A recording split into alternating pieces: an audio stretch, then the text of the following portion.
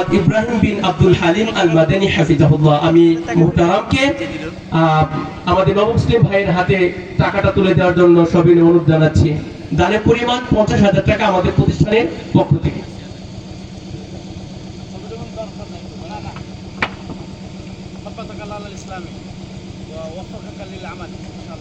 ইসলাম সম্পর্কে তোমাকে কেউ তো জোর করে না ইসলাম গ্রহণ করার জন্য।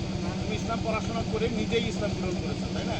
তো তুমি সবাইকে একটা সালাম দাও এবং বলো যে মাইকে দাও সালাম দাও এবং বলো যে আমি ইসলাম পড়াশোনা করে ইসলাম গ্রহণ করি। আসসালামু আলাইকুম। কেমন আছেন সবাই? আমার বাসা শেরাতুল, হাবলা টেঙ্গিরাপাড়ার পাশের গ্রামে শেরাতুল। তো আমি ইসলাম ধর্ম গ্রহণ করছি 2025 সালে সেপ্টেম্বর 2 তারিখ।